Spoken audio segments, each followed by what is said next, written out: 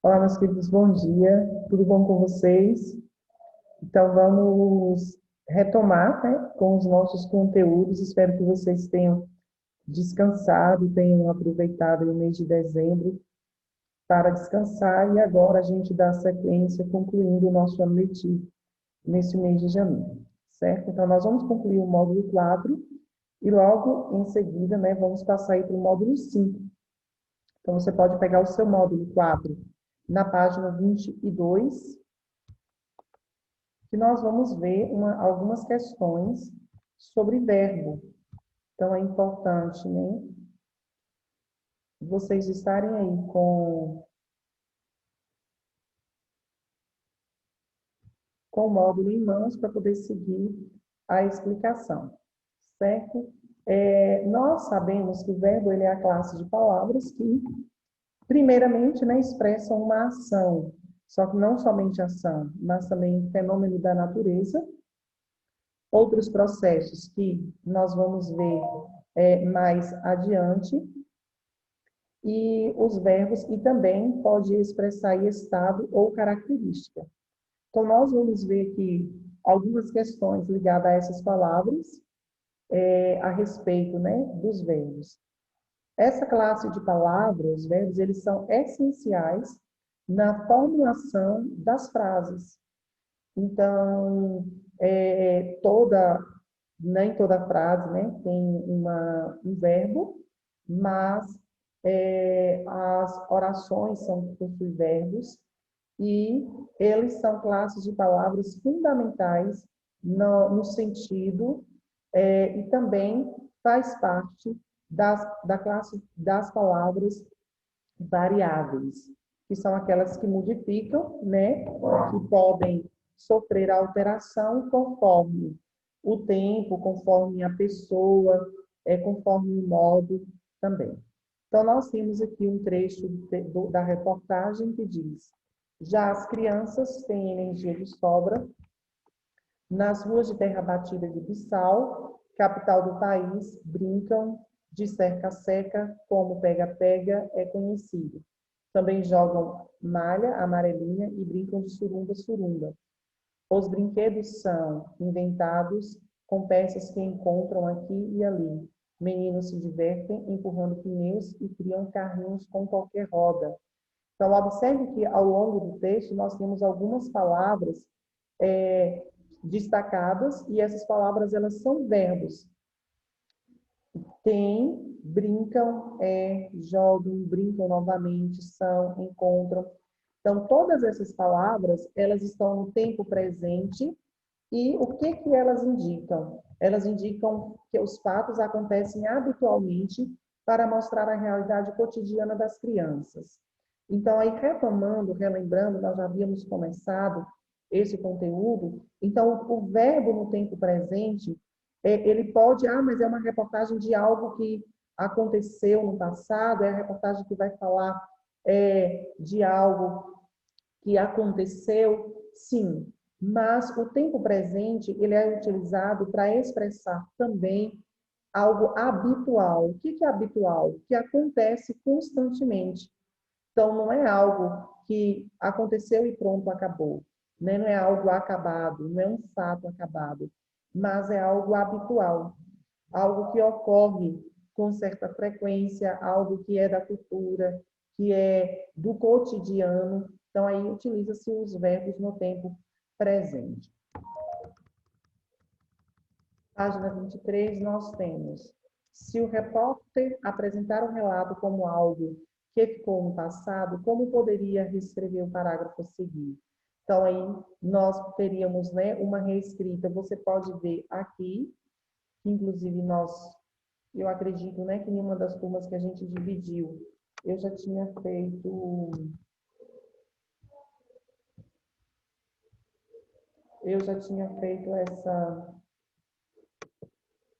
essa atividade. Então, aqui nós temos, eu vou colocar aqui no meu box, que é para vocês verem onde vocês ficaram assim.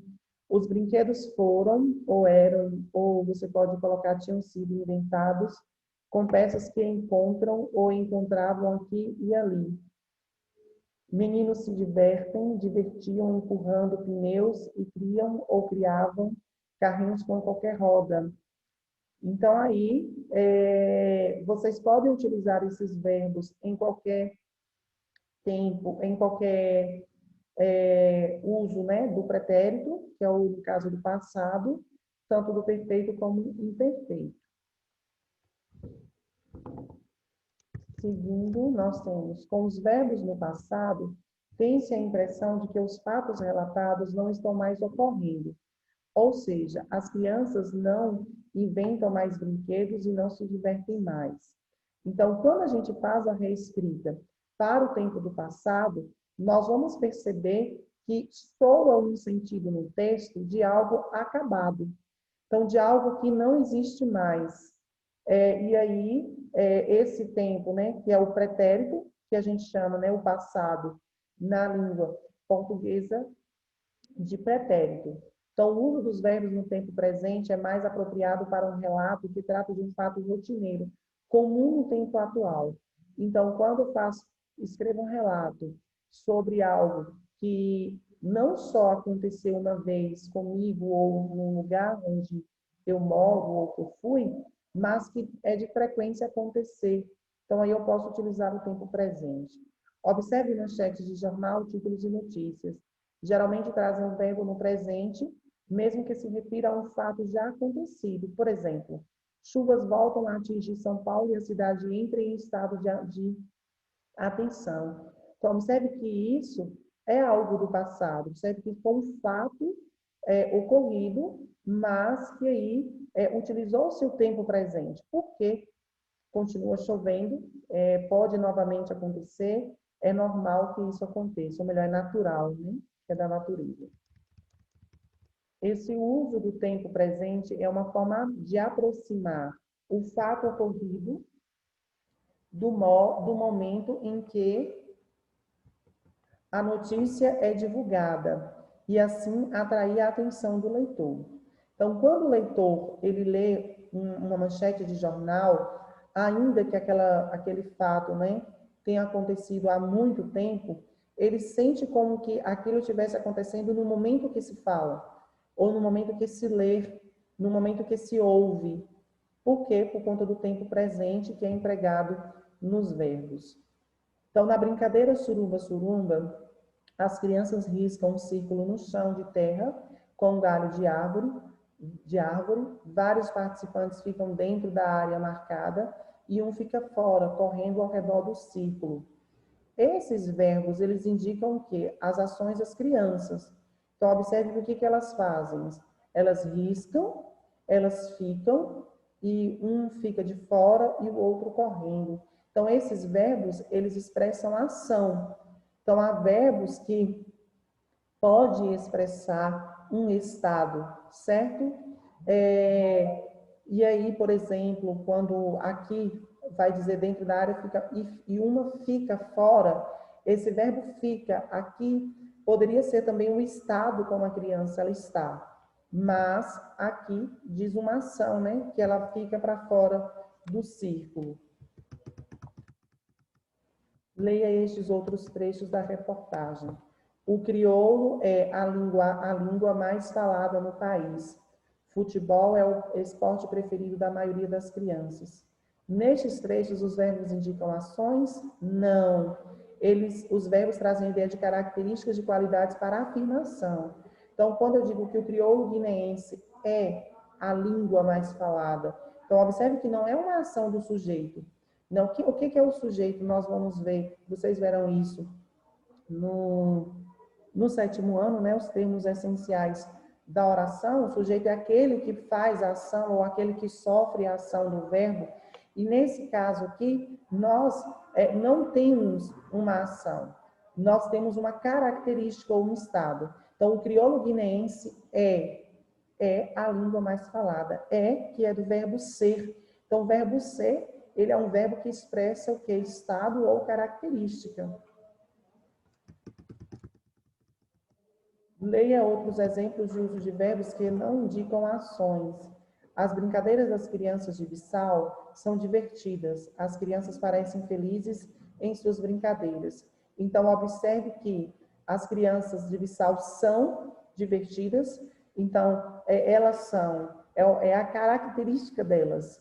E as crianças, elas parecem felizes, e o verbo parecer também é um verbo que expressa característica. Então, circule as ideias que os verbos destacados indicam. Eles indicam características e qualidades de algo, estado ou modo de ser. Há verbos que não indicam ação, modo ou estado do ser. Para perceber isso, leia estes exemplos de chamadas de notícias observando os destaques. Chove forte no Rio de Janeiro. Nesta manhã, no inverno, a atenção é dobrada, porque venta e neva intensamente em algumas regiões da Europa. Então, chover, nevar, ventar, relampejar, trovejar, garoar, amanhecer, anoitecer, são verbos que indicam fenômenos da natureza. O verbo é uma das classes de palavras que indica ação, qualidade, estado ou mudança de estado do ser a que se refere o fenômeno da natureza, também localizando o tempo, a ação ou o estado a que se refere. Há outra maneira de reconhecer as formas verbais. Releia o trecho a seguir. Os brinquedos são inventados com peças que encontram aqui e ali. Meninos se divertem empurrando pneus e criam carrinhos com qualquer roda. Imagine que você não saiba o significado das palavras que estão destacadas e precise recorrer a um dicionário. Então, lá no dicionário, nós não vamos encontrar as palavras, essas palavras conjugadas, mas nós vamos encontrar ela na sua forma nominal, que a gente chama. Então, aí, por exemplo, são vem do verbo ser, inventados vem do verbo inventar, encontram, encontrar, divertem, divertir e criam, criar. Então, essa forma verbal aqui, nós chamamos ela de infinitivo. E aí, conforme o infinitivo deles, nós vamos ver as conjugações verbais. Então, os verbos, eles estão no infinitivo quando eles terminam em ER, AR e R, ou OR, né, que faz parte da segunda conjugação. Então, aqui, né, os verbos, eles estão na forma nominal, que a gente chama. Eles não estão conjugados, eles não têm tempo, eles não têm pessoa, certo? Então, eles estão na sua forma nominal. E aí, que é quando termina em R, nesse caso aqui, ele está no infinitivo, uma das formas nominais do verbo. Existem outras duas formas nominais, que é o gerúndio e o particípio, e nós veremos isso depois. Então, aí, o verbo no infinitivo, como a gente viu, ele pode, né, é quando ele está terminado em ar, ir e e aí nós temos uma divisão, que nesse caso nós vamos ter a primeira, a segunda e a terceira conjugação. A primeira conjugação são os verbos terminados em AR, então todo verbo terminado em AR, ele faz parte da primeira conjugação. Os verbos terminados em ER faz parte da segunda conjugação e os verbos terminados em IR faz parte da terceira conjugação. O verbo por exemplo, termina com OR e nós não temos uma classificação aí. Todos os verbos derivados de por, eles fazem parte da segunda conjugação, porque segundo a gramática, eles são originados do verbo poer. Então, antes escrevia-se poer, reduzindo-se na língua portuguesa para por, então, eles fazem parte aí da segunda conjugação. Então, a primeira conjugação, os verbos terminados em AR, a segunda conjugação, os verbos terminados em ER e alguns verbos terminados em OR, e a terceira conjugação, os verbos terminados em IR. Conjugar um verbo é dizer que esse verbo, em todas as suas formas, tempo, espaços e modos. Então, quando a gente conjuga um verbo, quando é que o verbo está conjugado? Quando a gente vai identificar nele a pessoa, quem é que fala, o tempo, quando é que fala, e o modo, como é que fala. Certo? Então, o verbo ele é conjugado quando nós colocamos ele aí em todas essas formas nominais. Então, nós temos um exercício que agora vocês vão realizar a atividade da página 26 até a página 31. Alguns já realizaram, os que já realizaram, né, aguarda a correção, e quem não realizou, realiza agora. Qualquer dúvida, poste no grupo, que eu vou retirar. E logo depois, na próxima aula, a gente faz a correção desta atividade. Dúvida? Não fique com a dúvida, mas retire aqui no grupo, certo? Qualquer dúvida de qualquer questão, pode postar no grupo que eu mando um áudio explicando.